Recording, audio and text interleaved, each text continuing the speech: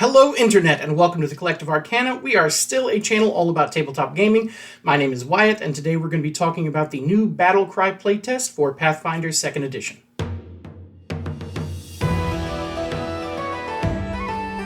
It's a really exciting time, so we wanted to jump right back into the community here. In addition to this current Pathfinder playtest for the Battle Cry book coming in, I believe, summer or fall of 2025. Always take those with a grain of salt. We're also going to be seeing a Starfinder 2nd Edition playtest, and if you don't know, Starfinder 2nd Edition is going to be fully compatible, although not necessarily balanced. We'll cover that in a later video, with Pathfinder 2nd Edition, meaning you can drop ideas, items, character classes, and with just a little bit of GM fudging, maybe on encounter building, it should all work, is at least the idea. But that's not what we're talking about. We're talking about Battle Cry. We're getting 2 new classes in this book, and this book is going to be a direct fallout, for lack of a better, well, that's perfect actually, from the God's Reign and the Death of God, which is leading to the War of Immortals, which is where we got our Animist and Exemplar playtest back in the fall. Now, Animist and Exemplar are not out yet. Normally, we at least are close to the new book or the new classes arriving before we get the next playtest. What's happened here, in my understanding, is that they have pushed this up a little bit in order to not step on the toes or distract from the attention of the Starfinder playtest, which is probably going to be a long affair. And this is actually a long affair as well. Normally, our class playtests have been about a month long. This one is running from April 29th to June 21st, so it's actually almost 2 months, which is very exciting for me. I always feel like I wish I'd gotten more time in to playtest and tried a few more things before that deadline, and I'm happy to have the time. It's so soon that we don't even have art for our iconics yet. I'm sure they're being worked on, but they didn't have anything final to show us. So we've got some placeholder art in the playtest files, which will be in links down at the bottom that you can click on, or you can just head over to paizo.com/Pathfinder Playtest and get them there.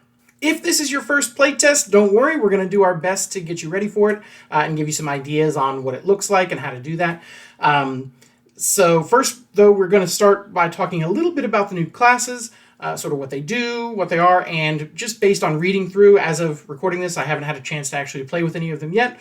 A lot of plans are going, and hopefully this weekend we'll get started, but first we want to talk about the classes, then we'll sort of talk about some ideas on how you can play test and what that's going to look like, and ideas and where you can go to give that feedback.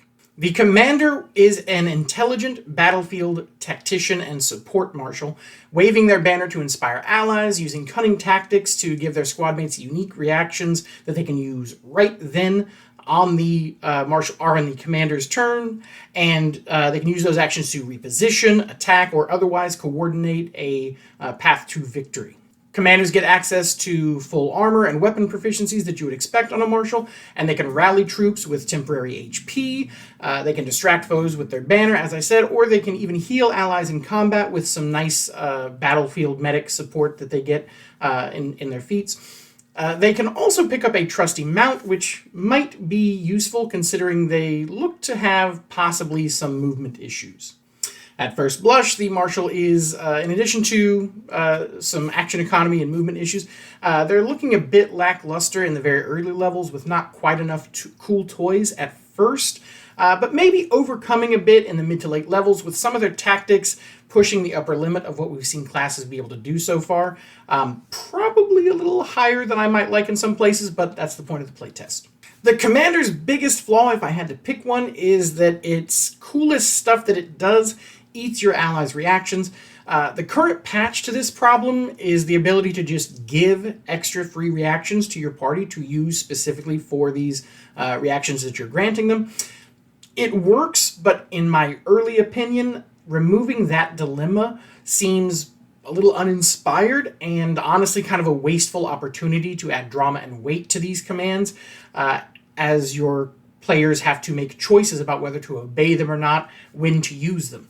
Obviously, since it's the core of the class, you want the players to be able to do that. I would rather see the class sort of expanded out so that everything they do isn't tapping into these reactions, so that when you use the reactions, they're for the most powerful effects and you don't get the reaction, so that there's that drama, that dilemma of whether to use it or not in the moment. I just think that's a little more interesting. In TTRPGs, choice is everything, and removing choice tends to remove engagement.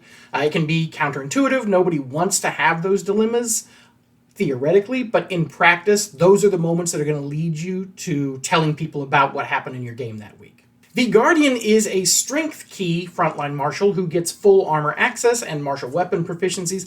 Although their offense scaling is a little bit delayed, they get their attack proficiency bumps at slightly delayed levels. That said, they keep allies alive very well with these special reactions, using tools to close the distance, to take hits for their allies, and they can take those hits because in addition to having the best armor level scaling in the game right now, even better than the champion, the current king of tanks in Pathfinder 2e, they are a few levels ahead of that. And in addition to that, they also get this damage reduction built into their armor when they're using these reactions to help their allies in various ways, including taunting and things like that. The taunt is a little interesting and seems a little polarizing in the community right now, which is not surprising. It's always been a polarizing idea. But the gist seems to be that people are worried that it makes you a little too vulnerable as a Guardian, and that's a real possible concern, something we're definitely going to be looking at in playtesting.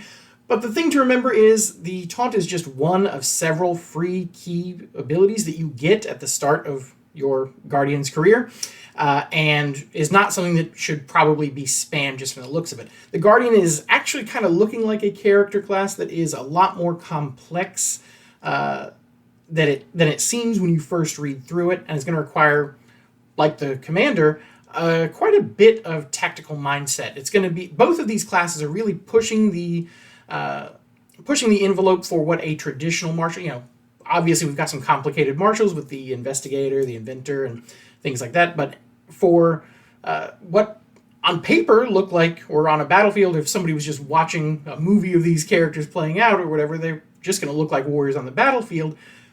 But I think in practice, they're going to be some of the more complex classes we've seen. One cool thing with the Guardian is, in addition to their beefy defenses, they also have some interesting meta strikes that focus a lot on athletics, I think as a sort of way to counter the fact that their weapon attacks are delayed. That way, you're encouraged to use more grappling and tripping to lock down enemies, in addition to your taunt. And with the taunt and the combat maneuvers that we already have, that means that the Guardian, out of the gate, has tools to attack any enemy defense. So reflex save, fortitude save, will save, and AC. And that's not something that most martials are necessarily going to be able to do, at least not from level 1. Additionally, the Guardian gets several reactions per round as they go and progress with feats, and they can customize those reactions with feats again. So what that means is that it's going to be probably a surprisingly mobile, potentially, not on its turn, very much like the inverse of what the Commander does, where it's giving out reactions to its allies to reposition. The Guardian is giving itself a bunch of reactions to protect its allies. As mentioned, the Guardian's biggest flaw right now, at least on paper, is that it lacks the offensive tools to finish fights, with lower accuracy at several levels and only a couple of ways to boost its damage, one of them locked behind a subclass choice at level 1. The Guardian really doesn't have a lot of threat that it can output in terms of just raw damage. So while it does help the party, if time is a factor, slow and steady may be too little too late. But all this is pure speculation. I haven't, as I said, had a chance to playtest yet. But with the extended duration, which I hope becomes standard, I'm really expecting to be able to put these classes through their paces at a wide variety of levels and situations and party comps and direct comparisons to the most similar classes, which is something that we definitely plan to do videos on. So watch out for that as we give you our feedback on the playtest before we give it to Paizo. And if this is your first playtest, buckle up. You're going to have a lot of fun. It's always a very engaging thing for the community to get to say, hey, this is what you've shown us, this is what we think, this is what we'd like to see. Of course, they don't necessarily go exactly what we want. They are, professional game designers, and we're not. But they do take our feedback very seriously. I know for a fact, without question, that the surveys and the playtest system that they've used have directly affected the game. That means you, as players, as the community, absolutely will get to affect this game, how it looks going forward, especially these classes as part of this playtest. But your feedback can lead to all sorts of things, throughout. Okay, so do not just think that this is something that doesn't matter or that you don't need to participate in. Just like voting, please vote.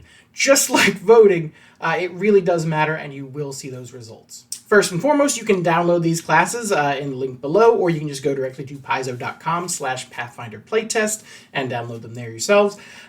You'll also find these surveys there. I haven't double checked, but usually they have like short surveys specific to the classes, and then they have longer form surveys where you can really dig into the nuts and bolts and the grime of what you experienced, and sort of write essays to them about what you think of different features and things like that. If you have the Pathfinder Virtual Tabletop, there is a free Pathfinder Playtest module that you can add on, and it will have everything you need to run Commanders and Guardian classes available in your game. Very, very easy to do. You just have to go into a separate compendium to get them. They're not going to be in the normal drop-down when you're building a character, but they're very easy to access. And there's no wrong way to playtest, okay? Whether you want to start a new mini-campaign or run a few one-shots to get some testing in. Alternatively, in the past, I've allowed players to temporarily rebuild a character as a new class if they think they can capture the feel, or even temporarily sideline a couple of party members so players can bring them in bring them into playtest. Just work with your group and your GM to figure out what's going to work best for your table to get that playtesting in. We've used all of these options in my groups when the channel was on hiatus, when we ran the War of Immortals playtest as a mini-campaign taking place over several years, with players leveling up between sessions to cover a wide range of levels and encounter types. And we were able to fit that story into our regular campaign, or well, tie it in at least, as the sort of backstory to this group of bosses that they were going to be fighting. And it was pretty fun. I would recommend that if you can do it, but it is a lot of extra work compared to just running a one-shot or a mini-series. We will sort of be trying that again this year. One of the problems that I experienced was the roleplay element, which is fun and important to a TTRPG normally, did sort of slow down and prevent me from getting to a couple of encounters that I wanted to try. So while I'm never going to tell my players not to RP, I am going to plan for much more straightforward adventures for them to run. Additionally, there's a game where I get to be a player, and I'm going to be trading out my Vishkanya Rogue for a Automaton Guardian. Additionally, my friends and I are going to be running as many little one-shots and just simple skirmishes as we can, as we think up ideas that we want to test, and maybe feats that we want to see that haven't worked into our builds in our regular campaigns, or just whatever we think of that we think might be relevant. Even if you can't commit to anything that big, that's okay. Even if all you manage to do is run a single adventure, or even a single one-shot, or even just one combat. Heck, even if all you find the time and opportunity to do is read through the book, that's okay. Give your feedback to Paizo anyway. Let them know, hey, I didn't get to play it, but this is what I thought.